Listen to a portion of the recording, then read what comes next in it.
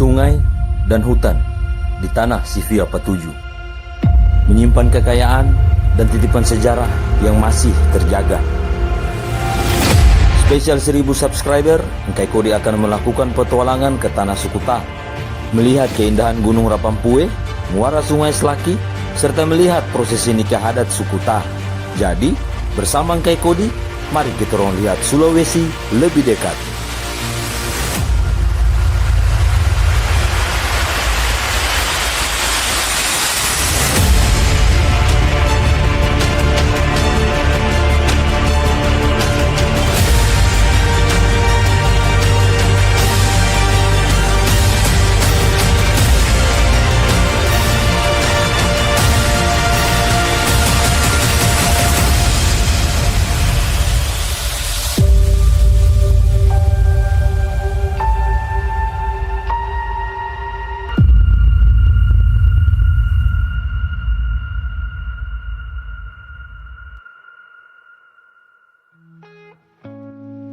Yo, berjumpa lagi dengan kitorang Engkai Kodi. Perjalanan kali ini Engkai Kodi berada di dataran bulan Kabupaten Tojo Nauna. Pertama-tama, kitorang akan mengunjungi Gunung Rapampue. Kemudian kitorang akan melakukan perjalanan untuk melihat keindahan muara Sungai Selaki. Selanjutnya, kitorang akan melihat prosesi nikah adat Sukuta. Dan inilah beberapa tempat yang akan kitorang kunjungi kali ini. So let's go, kita menuju ke tempat yang pertama.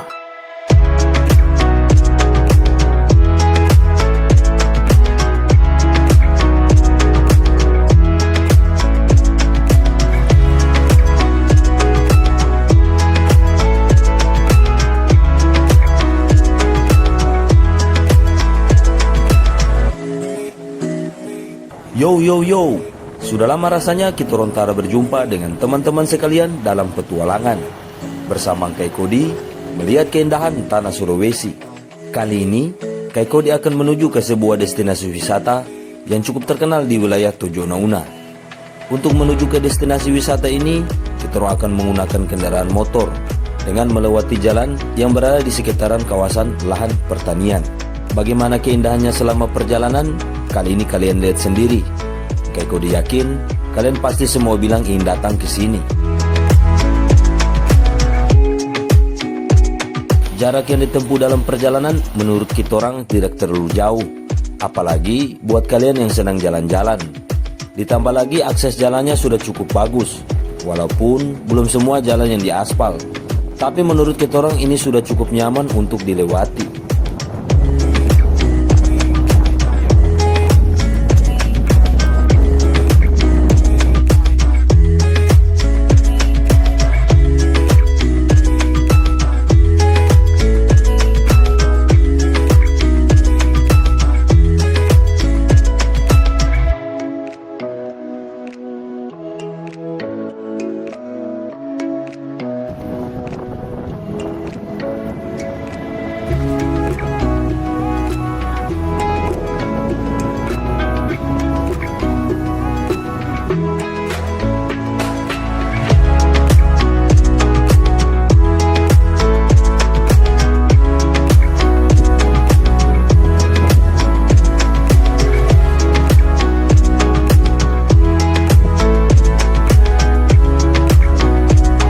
Engkai Kodi pun mulai memasuki kawasan kaki Gunung Rapampue.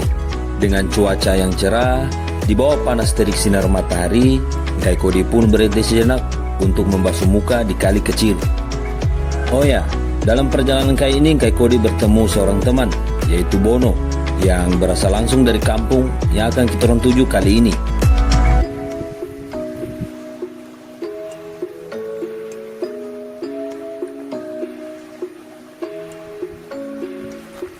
Kali ini namanya Uwe Katoda, termasuk kali yang berasal dari sekitaran Gunung Rapampue.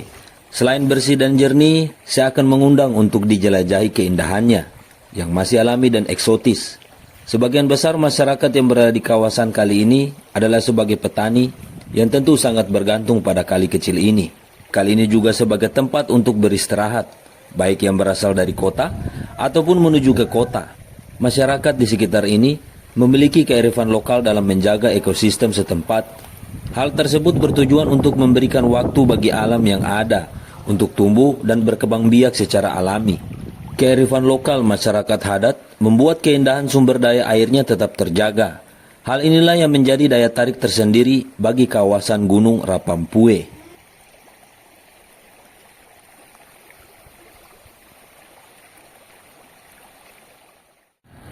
Setelah menikmati kesegaran kali kecil ini, Kitorong pun melanjutkan perjalanan menuju ke destinasi pertama.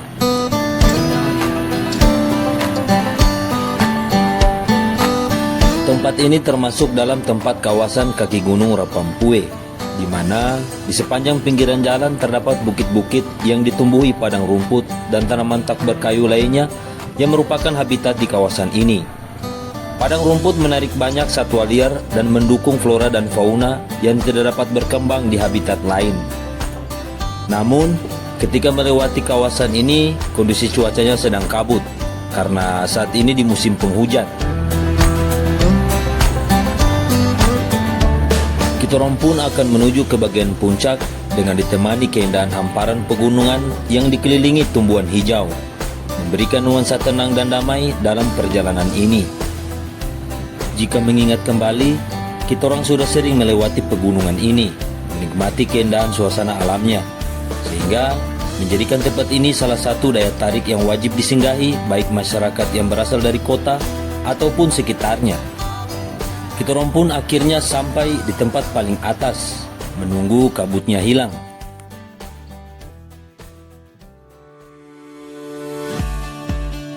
Setelah kabutnya hilang, dan dari atas sini Kitorong pun bisa menikmati keindahan Gunung Rapampue. Inilah keindahan salah satu gunung tertinggi yang ada di dataran bulan, Gunung Rapampue.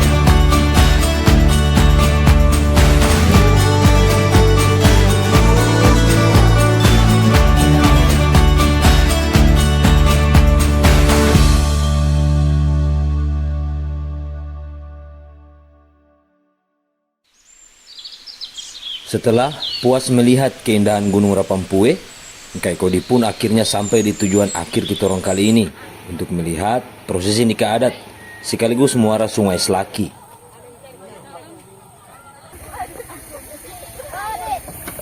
Biasanya di setiap acara nikah adat ataupun acara adat lainnya menjadi tempat berkumpulnya bagi para pemuka adat dan pemimpin desa ataupun masyarakat suku Ta di wilayah ini, dengan kesibukan masing-masing untuk membantu mempersiapkan berbagai macam kebutuhan.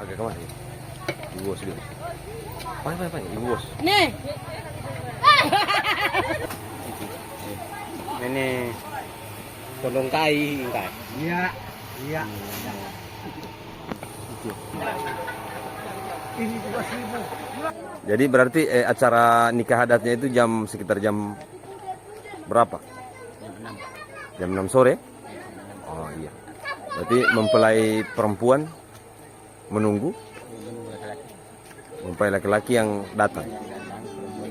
Acara nikah adatnya akan dilaksanakan esok hari. Jadi Ngkai Kodi akan mengajak teman-teman untuk melihat aktivitas masyarakat, berkeliling melihat suasana kampung, serta berkenalan dengan teman-teman di sini.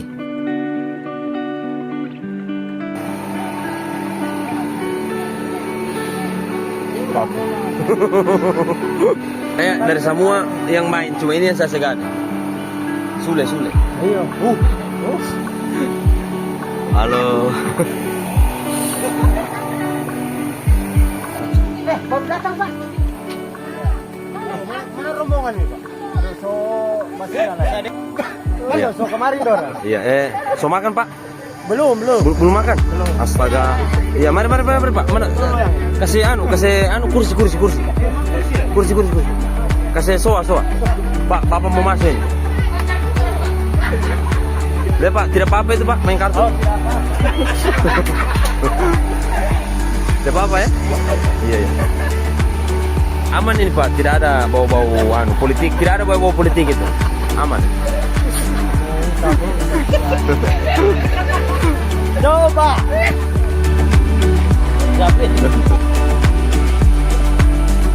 Boleh.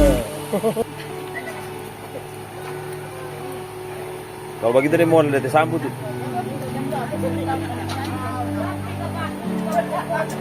Ibu senyum dulu Ibu. Selain wilayah perkebunan, wilayah ini berdekatan dengan sungai yang tidak terlalu jauh dari tempat acara.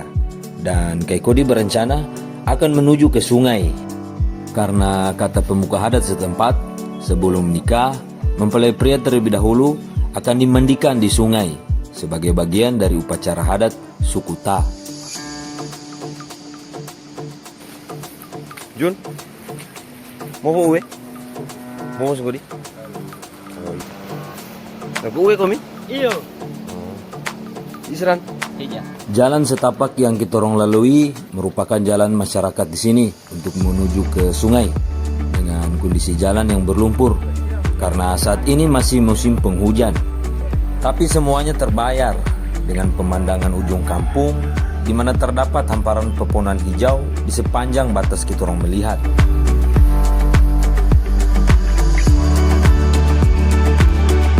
Sembari menunggu acara, teman-teman di sini memutuskan untuk mandi di sungai.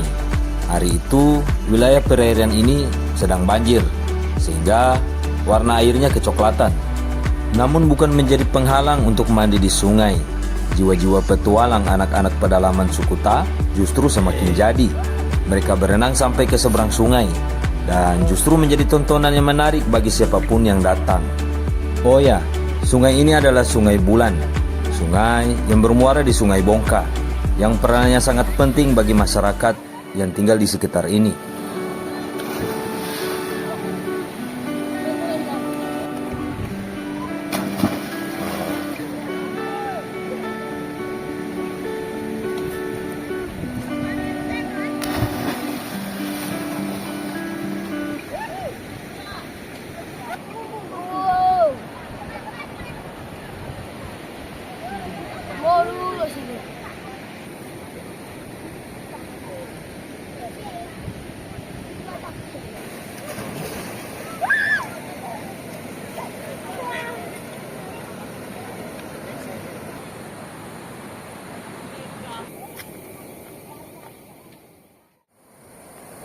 Dan tibalah saatnya untuk melihat bagian dari prosesi adat yang akan dilakukan di sungai ini, yaitu memandikan calon pengantin pria sebelum menikah.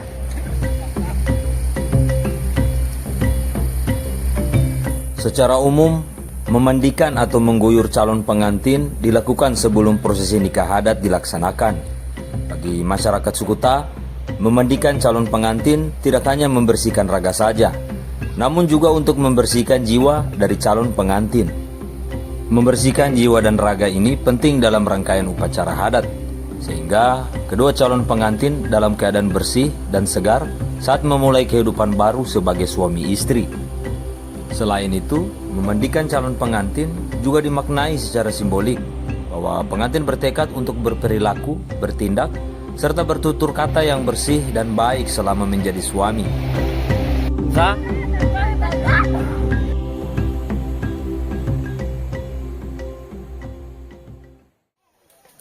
Setelah melihat ritual hadat di sungai, kita pun beramai-ramai untuk membawa sapi ke tempat penyembelihan.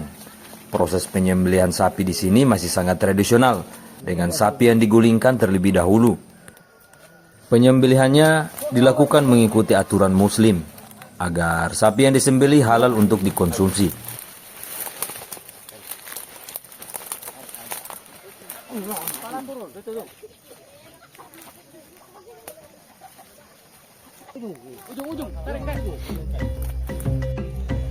Tidak hanya menyembelih sapi, setiap masyarakat yang datang untuk membantu, mereka mengambil peran dan kesibukan masing-masing, seperti menyiapkan kayu bakar, mengambil air bersih, ataupun menyiapkan berbagai macam makanan untuk dimasak.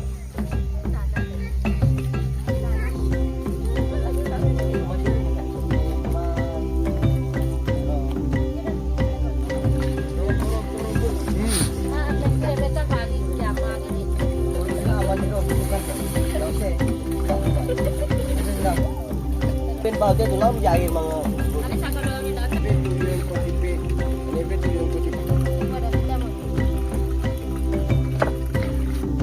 Air yang dipakai di sini adalah air yang berasal langsung dari mata air yang keluar dari tanah.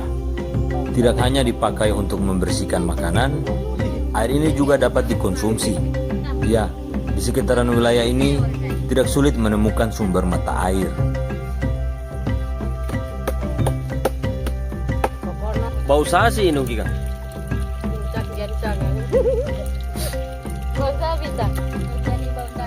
Oh, bau sasi. Berapa ekor ini kan? Sore ini nasi. 17 ekor. Kalau di sini berapa dijual satu ekor bagian di pasar? 60.000 satu ekor. Di wilayah ini, jenis ikan laut yang dijual harganya cukup mahal jika dibandingkan di wilayah kota. Harganya berkisaran 60.000 hingga 80.000 per ekor. Karena untuk sampai ke daerah ini, tentu para penjual ikan dihadapkan dengan akses jalan yang kurang baik, apalagi di musim penghujan. Inilah bintang desa. Bunga desa ini, bunga desa. Hasan punya. Hampir di setiap aspek kehidupan Sukuta terkait dengan adat dan kebudayaan. Segala aturan dan sistem kehidupan kampung dalam Sukuta dimulai dari gotong royong. Cara ini dilakukan turun-temurun dari nenek moyang Sukuta dan menjadi sebuah tradisi sampai sekarang. Kegiatan masyarakat Sukuta yang sifatnya tradisi mempunyai dua filosofi, yaitu Masintuvu dan Kasintuvu.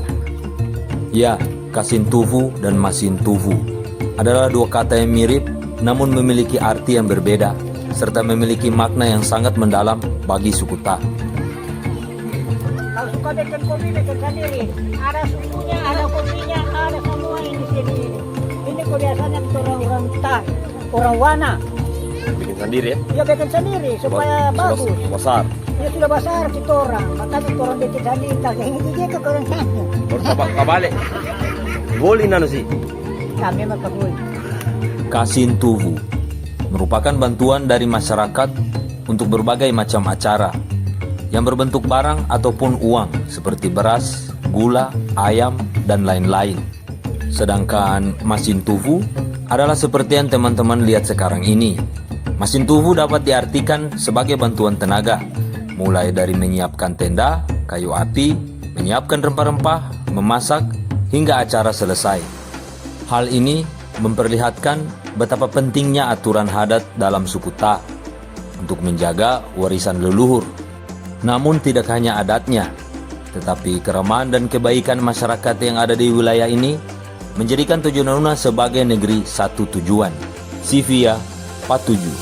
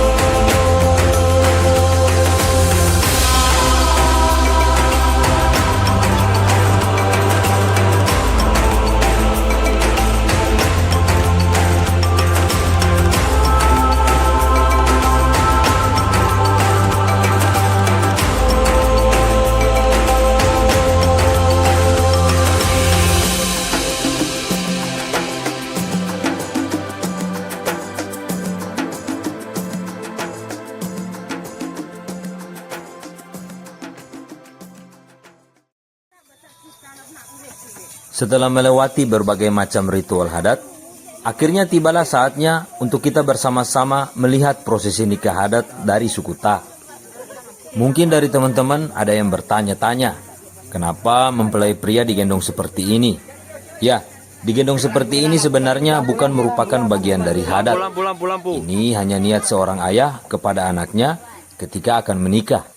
Dan dengan teriakan yo yo yo, kita orang akan bersama-sama mengantar mempelai pria menuju ke rumah mempelai wanita.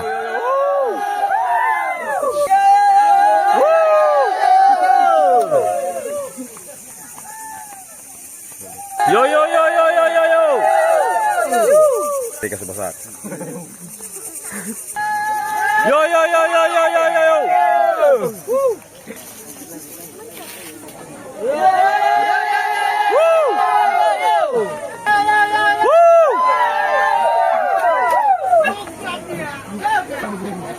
Kada ku pemisoma manganto dulay bun. Imbare bomboyo at kanto ng tulingo na. Ito na kuti. Lembang di mo na maida tamo kay kapo dan. Buriada kutanda ada kata mama. Yo yo yo yo yo yo yo.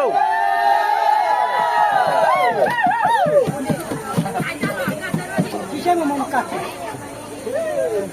Setelah keluarga tokoh adat utusan mempelai pria memberikan kayori atau pantun khas suku Ta dan dibalas oleh tokoh adat mempelai wanita, barulah mempelai pria diperbolehkan naik ke dalam rumah serta disambut dengan adat mencuci kaki dengan daun pisang sebagai alasnya.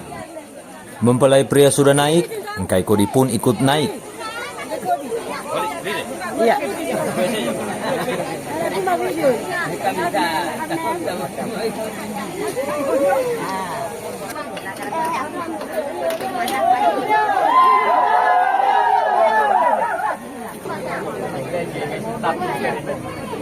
Sambil menunggu ritual adat selanjutnya, Engkai Kodi pun masuk ke kamar untuk melihat secantik apa mempelai wanitanya.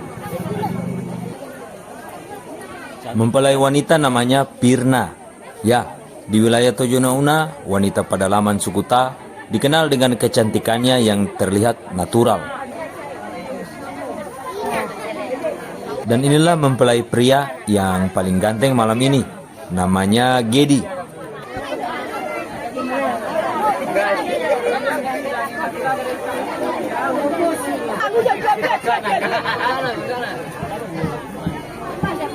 Upacara nikah adat ini akan dipimpin oleh ketua adat setempat, yaitu Apali. Bisa ngomong ada kami. Oh.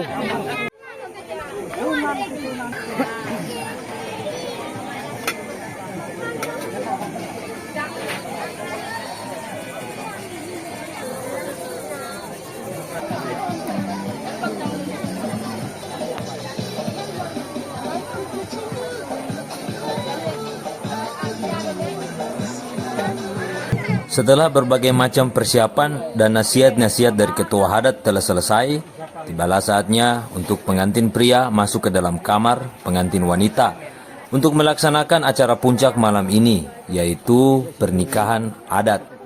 Dalam pernikahan adat suku Ta, ketua adat bertugas untuk menyiapkan kotak sirih pinang beserta minuman botol yang difermentasi.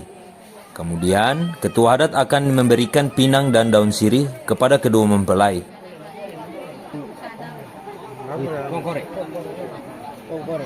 Iya. Kongkok. Sungai yang jauh. Iya.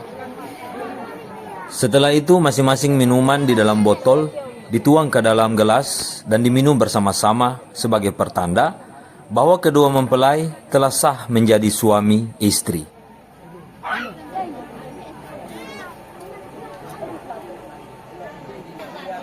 Kan jali marah lu sih. Oh seho eh. Kau tetap tahu eh. Tak bisa. 80 pun. Eh.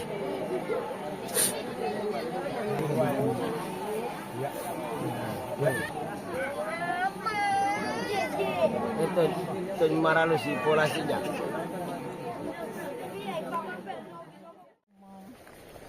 kampung, gereja yang duluan bangun. Mau apa? Orang. Jadi teman-teman, kali ini kita akan menuju muara Sungai Selaki, ya.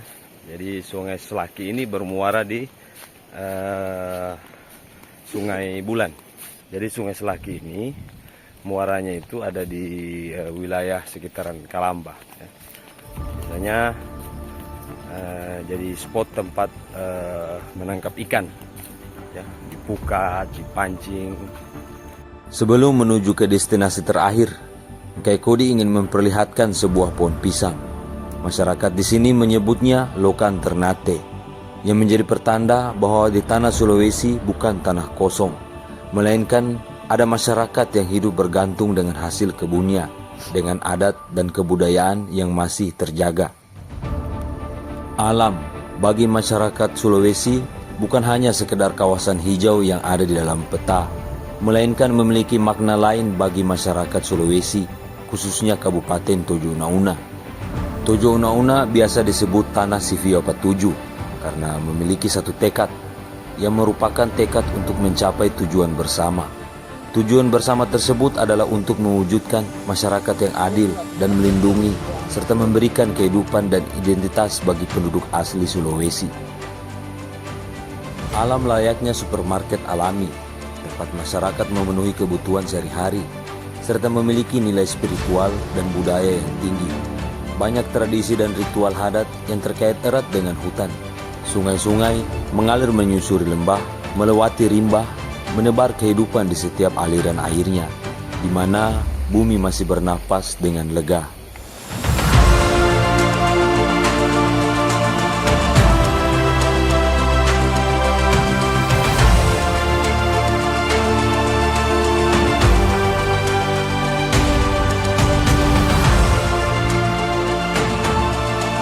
Tanah Sulawesi bukan hanya karena alamnya, tetapi juga karena manusianya, dengan budaya dan tradisinya yang bergantung kepada alam sebagai sumber kehidupan. Tanah dengan banyak pesonanya, namun tentu masih banyak yang belum kita jelajahi. Inilah perjalanan melihat dan mengenal keindahan tanah Sulawesi. Dengan mengenal, kita orang tahu apa yang harus dijaga. Kita orang Kay Kodi bukan anak bupati, bukan orang penting di negeri ini yang bisa memberikan perubahan langsung. Tetapi melalui video ini kami berharap ada perhatian khusus bagi para petani yang ada di pedalaman suku Tah. Hutan yang luas bukan berarti tanah yang kosong. Ada manusia yang hidup dan selalu menjaganya. Jangan rusak yang telah baik, tetapi perbaikilah apa yang telah rusak. Sampai di sini perjalanan Kay Kodi kali ini. Sampai berjumpa di petualangan selanjutnya.